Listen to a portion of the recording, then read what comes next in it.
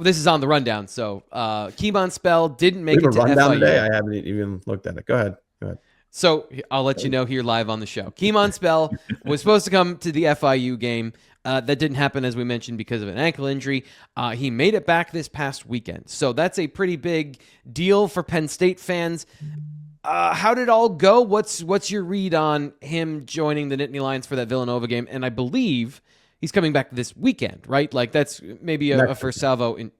I'm sorry, to the whiteout game. In my mind, we're talking about the whiteout. It's already here, but you're right. Sorry, next weekend. Yeah, I mean, first impression seems it's a good thing he didn't go to Notre Dame, right? I think that's the best way to put it. I don't know. I don't know if that's true or not. Why? Notre Dame lost. Yeah, because Notre Dame lost. Because they're 0-2. Bad joke about. Okay. Yeah. Okay. There we go. I'm over. I need some sleep or something right now. I'm out of it. Let's see if he takes those Alabama visits, and I think Alabama, Florida State were the other ones he had set.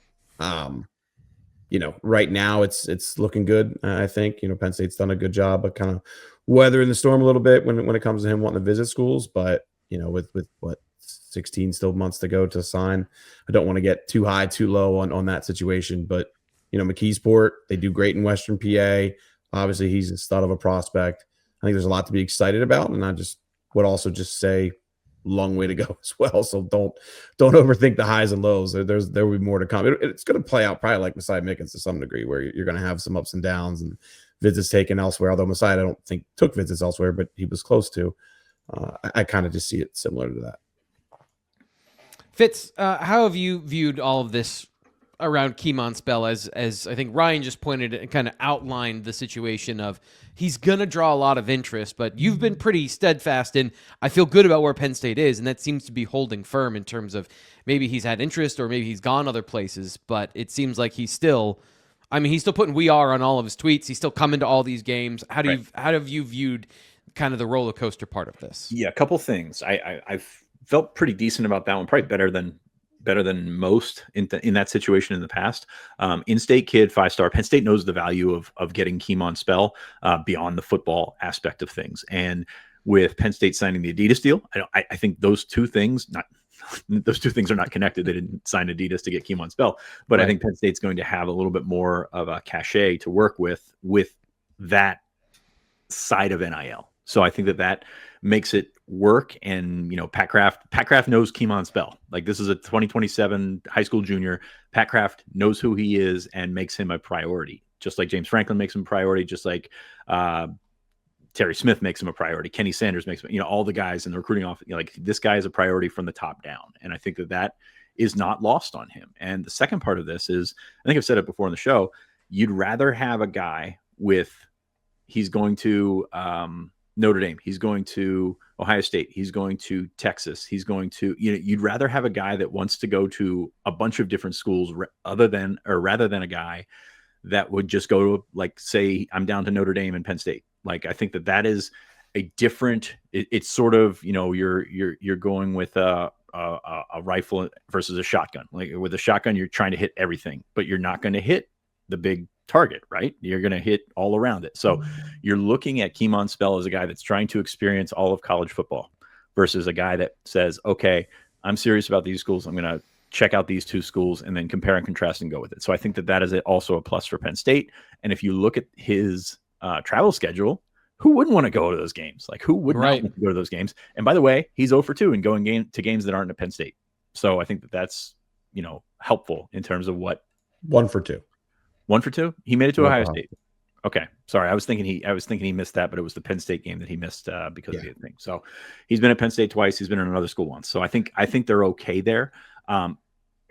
Nobody's stopping coming after him. I'll say that. Yeah. Like, it's going to be a grind. It's going to be something you might get sick about hearing at some point, but I think Penn State's been in a pretty good spot, and they continue to be in a pretty good spot. And it's one of those things where, hey, this kid isn't quite asking for all this stuff. He's not walking around with his hand out or anything, but schools are going to keep coming at him and keep providing him with opportunities. It's just like, okay, I'll take those tickets. I'll take those things. So, and on the flip side, and I don't want to overlook this part, Penn State's doing a really good job recruiting. They were at McKeesport on Monday morning.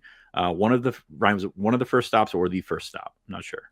I think it was the first. Yeah, I believe it was the first stop. So, like, He knows how valued he is. They offered Javian Robinson, his teammate at McKeesport. You know, they've been around and they've made it known to him that he is the guy, and they haven't taken a second running back in 2026. They haven't taken a second running back in 2027. I think they eventually will have to, but you're looking at a situation where everything Penn State is doing is laying it out that he is the ultra priority at this point in time.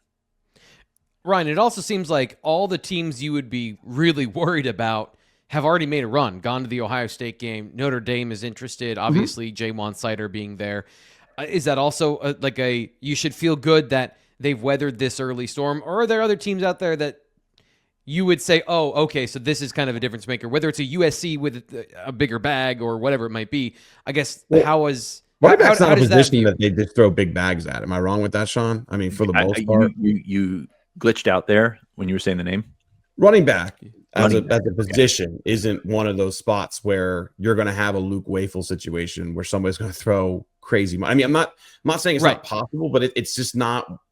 Offensive tackle, quarterback, you know, some receivers, defensive ends, like they're kind of tend to be the ones that you see that more with.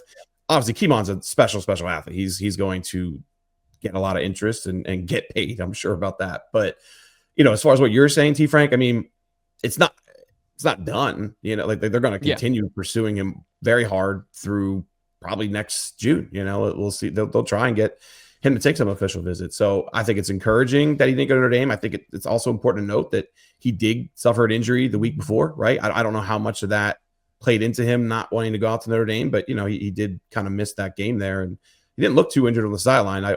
You guys were there. I wasn't at the Villanova game, but yeah, I just don't know how much that played into it as well. But I do fully agree with Sean from the perspective of Western PA guy. They do incredibly well with those guys. There aren't too many that have gotten away. You know, you can think of like maybe Bradley Gompers, but that was a totally different situation where Penn State came in late. But I think that's all very encouraging. And as Sean said, I mean, keeping a 5-star running back, elite running back, especially after Nick Singleton, okay, Tron Allen will be gone, like that. It's all very, very important to Penn State, and they're going to put their best foot forward no matter what.